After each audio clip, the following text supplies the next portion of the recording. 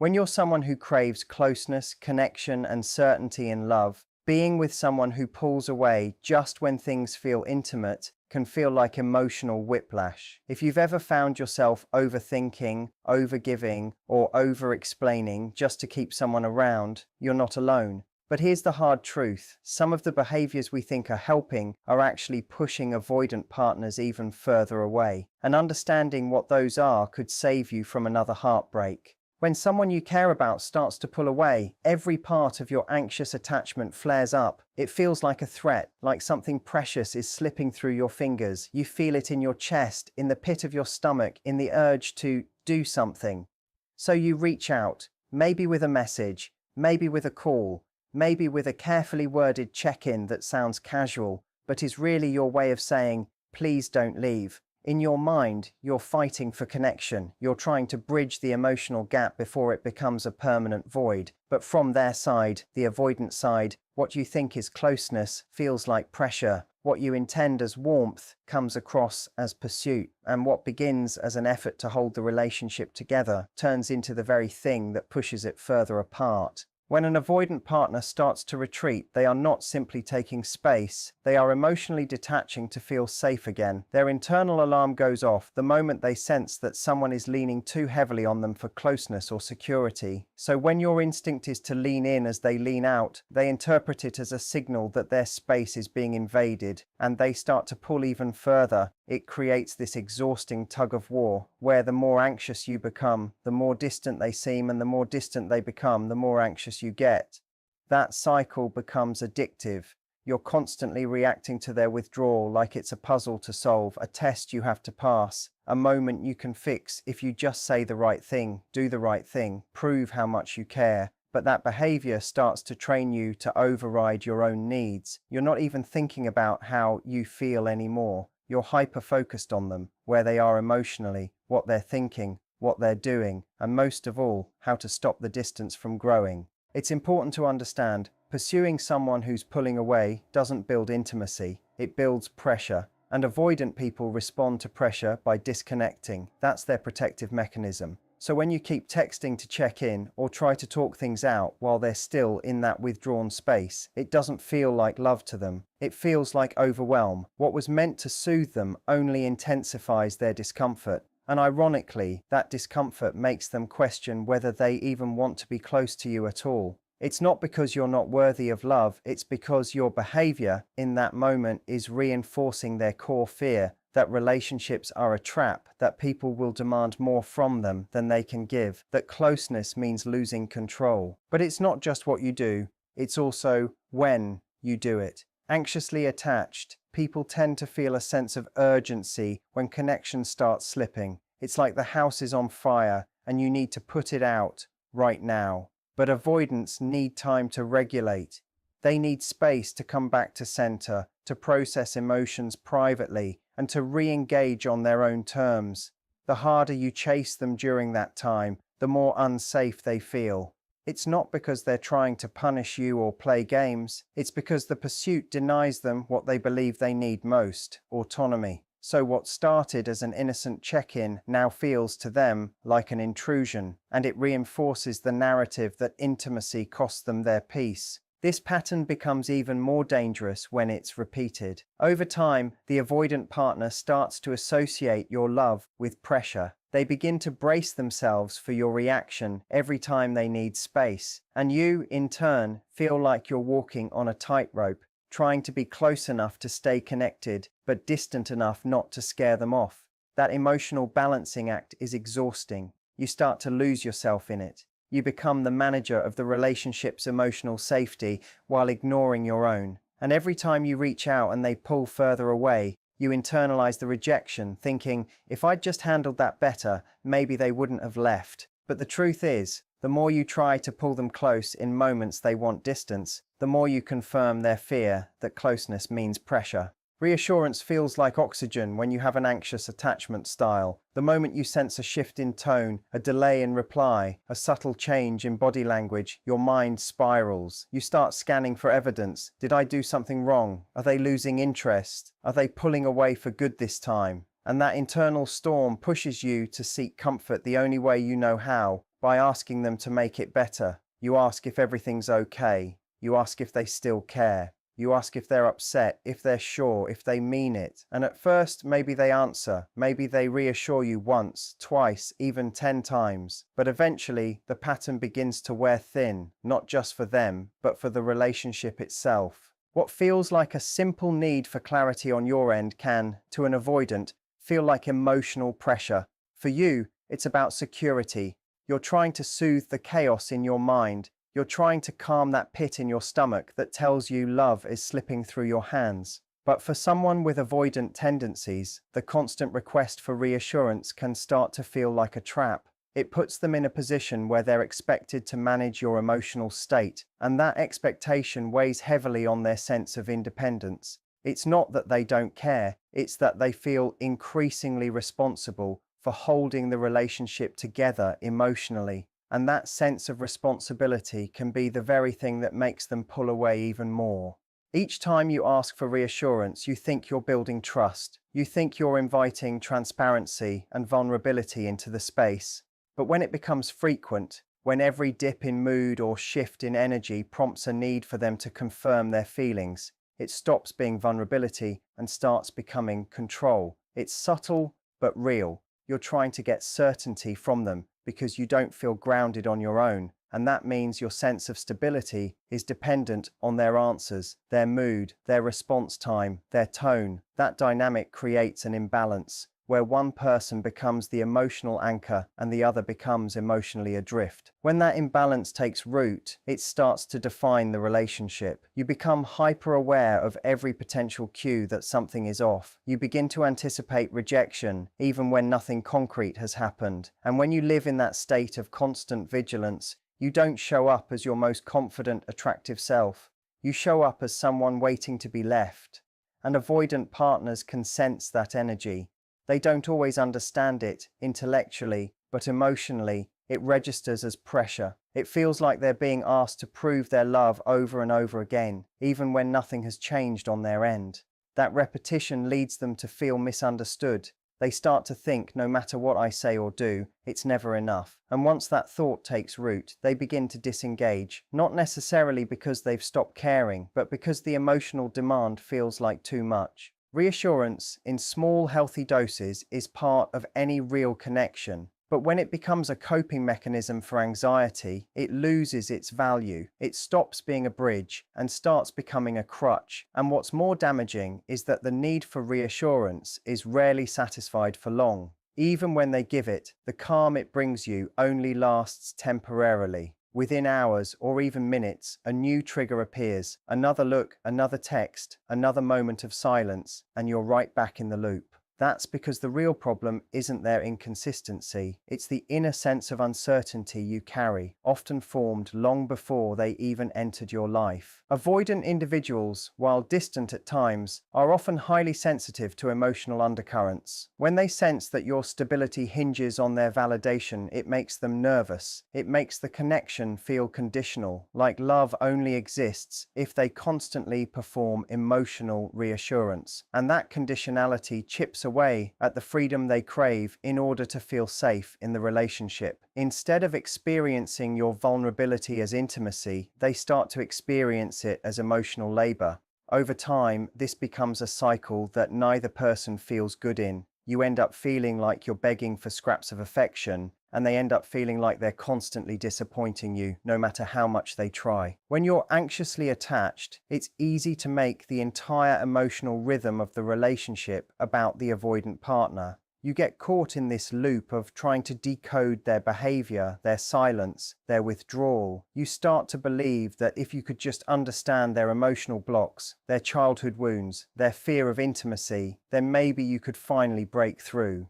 So the focus shifts, subtly at first, then completely, from building a mutual connection to managing their internal world. Every conversation becomes a deep dive into why they are the way they are, why they don't text back quickly, why they need space after a good date, why they shut down when things get close. You stop expressing your own needs because theirs seem more complicated, more fragile, more pressing. This dynamic may feel like empathy, but in reality, it often turns into emotional overfunctioning. You take on the role of the fixer. You think, if I just love them enough, if I'm patient enough, if I show them I'm not like everyone else who's hurt them, they'll finally feel safe and stay. But avoidant people don't respond to emotional caretaking in the way you hope. They're not waiting to be saved. In fact, the more attention you give to their resistance, the more it reinforces their identity as someone who can't do closeness. And the more you try to help them get better at connection, the more they feel like a project instead of a partner. The problem with making everything about their emotional walls is that it creates an uneven playing field. You end up silencing yourself just to make space for their discomfort. If you express a need, you worry it'll scare them. If you ask for more closeness, you feel guilty for being too much. So instead of being real, you start managing the emotional temperature of every interaction.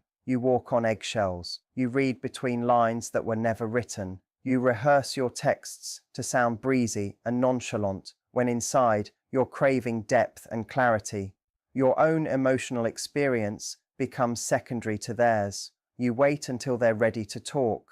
You let them set the tone. You follow their lead, even if it takes you further and further from what you actually want in a relationship. And here's where it gets especially damaging. When you're constantly focused on understanding them, you stop checking in with how their behavior is affecting you. You start tolerating inconsistency. You justify mixed signals. You tell yourself they're scared, not avoidant. They're overwhelmed, not disinterested. You give endless grace in the name of compassion, not realizing that you're slowly disappearing in the process. The relationship becomes about preserving their comfort at the expense of your emotional safety. You convince yourself that their avoidance is the only problem, and if you could just be more understanding, they would finally feel secure enough to stay. But that's not how it works. Avoidants don't move toward closeness because someone understands them better than anyone else. They move toward closeness when they feel safe within themselves, when they choose it. And the more you make their avoidance the center of your emotional world, the more the relationship starts orbiting around their limitations instead of growing in mutual connection. You stop asking yourself, is this working for me? And start asking, how do I not scare them away? That question shapes everything, from how much you express, to how much you tolerate, to how much you shrink your voice in the name of keeping peace. This imbalance creates resentment, even if you don't say it out loud. You begin to feel unappreciated, unseen, emotionally exhausted, but you push it down because you're convinced that if you just hang in there a little longer, they'll turn a corner, that all your emotional labor will eventually pay off. You forget that your needs matter too, that your vulnerability deserves a response, not just analysis. That intimacy isn't something you can build on your own while holding the weight of someone else's fears. And when everything in the relationship becomes about healing them, you forget that real connection only happens when both people show up, not just with their wounds, but with their willingness to grow. When you're anxious about losing someone, your instinct is often to bend. You try to become easier, more agreeable, less demanding. You convince yourself that if you can just be what they need, calmer, quieter, more patient, they'll stay. So you begin to neglect your own boundaries in subtle ways. You don't speak up when something bothers you. You ignore the sinking feeling in your gut when they cancel plans last minute. You downplay your needs because you don't want to come across as needy or high maintenance. Instead of saying, "This hurt me," you tell yourself, "It's fine, they just need space." But over time, those tiny moments of self-abandonment accumulate. You become more focused on making the relationship comfortable for them than making it healthy for you. Avoidant partners often have a strong sensitivity to perceived control. The more they feel someone is trying to pin them down emotionally, the more they back away. When you start erasing your boundaries to accommodate them, you think you're being loving. You think you're making it easier for them to stay. But from their perspective, it doesn't always register as a gift. It registers as a loss of polarity. They feel your emotional energy collapse into theirs. Instead of meeting them from a place of equality, you begin shrinking just to keep the peace. That imbalance creates a dynamic where one person feels like the emotional center, while the other becomes a quiet satellite orbiting around them. Neglecting your own boundaries also teaches them something else, that their behavior has no consequence. If they go silent for 3 days and you welcome them back without a word, they learn they can disappear and return on their terms. If they cancel important plans and you respond with, "No worries, I understand," even when you don't mean it, they start to believe their actions don't impact you, not because they're heartless, but because you've trained them not to notice. You've put their comfort above your truth. And every time you suppress your own voice, you reinforce the idea that your needs are negotiable, that love means tolerating discomfort instead of communicating through it. Boundaries are not walls, they're invitations to real connection. They say, "This is what I need to feel safe. This is how I want to be treated. This is where I end," and you begin. But when you abandon those markers, you also abandon the clarity and structure that intimacy requires. Avoidant individuals might resist boundaries at first, but deep down, they respect them. Boundaries give shape to a relationship. They offer containment, predictability, and a framework for trust. When you erase them, the relationship becomes foggy. No one knows where the lines are. You end up feeling anxious and resentful, and they end up feeling smothered and confused. What makes this even harder is that anxious individuals often confuse flexibility with love. You think, "If I just bend a little more, they'll see how much I care." But love that costs you your self-respect is not love. It's a negotiation with your worth. And once you get used to compromising your own values, you start to question them altogether. You start thinking, maybe you are too sensitive. Maybe your expectations are too high. You doubt your own emotional instincts, and that doubt keeps you stuck in patterns where you're always adjusting, always accommodating, always managing the emotional climate for both of you. This cycle doesn't just impact the relationship, it changes your relationship with yourself. You become disconnected from your own needs. You struggle to identify what actually feels good or safe for you because you're constantly calibrating based on someone else's behavior. And when things go wrong, your first instinct is to blame yourself. You wonder if you should have said less, needed less, asked for less. You see their discomfort and automatically assume responsibility for it. That mindset traps you in a version of the relationship where your worth depends on how easy you are to love. But in reality, love that requires you to shrink isn't love.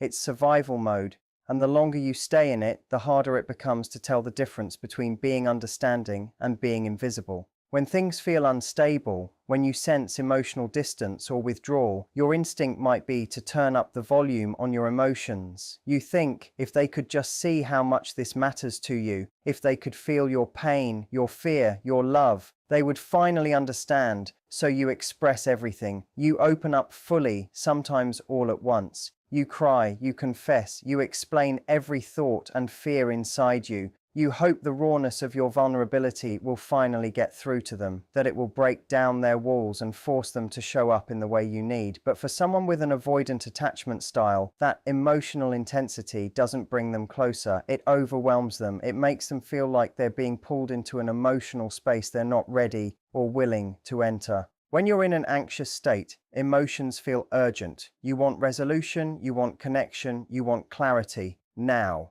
And if you've been holding it in, the moment you finally open the floodgates, it can come pouring out with a force that's difficult to contain. It might feel honest and cathartic to you, but to them, it can feel like pressure, not because your emotions are wrong or too much, but because of how and when they're being delivered. Avoidant individuals often grew up in environments where emotional expression was uncomfortable, unpredictable, or overwhelming.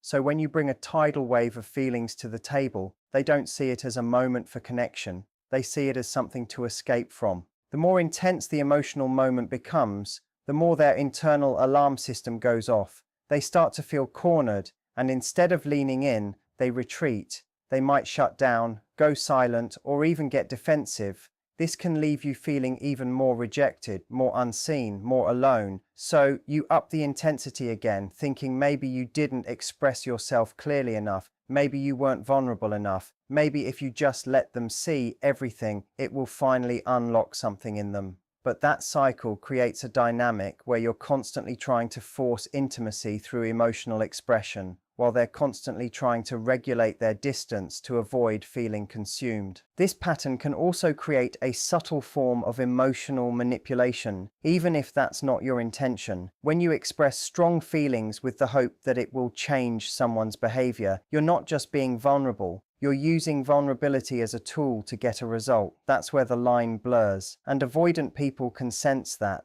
They might not always articulate it, but they feel the weight of it. They feel the expectation behind the emotion, and that expectation can feel like pressure, like a demand to respond a certain way, even if they're not emotionally in that space. What happens over time is that they begin to associate your vulnerability with obligation. Instead of seeing your emotions as a doorway to deeper connection, they start seeing them as situations they have to manage or escape from. They become more cautious around you, more guarded. They don't want to trigger another intense reaction, so they withhold even more. And then you feel the distance increasing, so you respond with more emotion, more expression, more urgency. It becomes a feedback loop that wears both people down. You may tell yourself that being emotional is the only way to be real in a relationship, but there's a difference between honest vulnerability and emotional flooding. One invites connection, the other demands it. And when you're constantly using intensity to create closeness, you're actually skipping over the slow, steady building blocks that real intimacy requires: patience, mutual trust, consistency. The irony is that the more you try to force a deep emotional moment, the less safe it feels to the other person. It stops being about connection and starts feeling like crisis management. And no one, especially an avoidant, wants to build a relationship inside a crisis. Over time, this approach erodes your own sense of safety too. You begin to believe that your only power in the relationship comes from your ability to emotionally shake them. You rely on breakdowns to create breakthroughs. You hold back your needs until they explode. And slowly, you start equating intensity with importance, believing that the more dramatic your expression, the more seriously they'll take your pain. But connection doesn't grow in intensity. It grows in regulation, in pacing, in choosing presence over performance.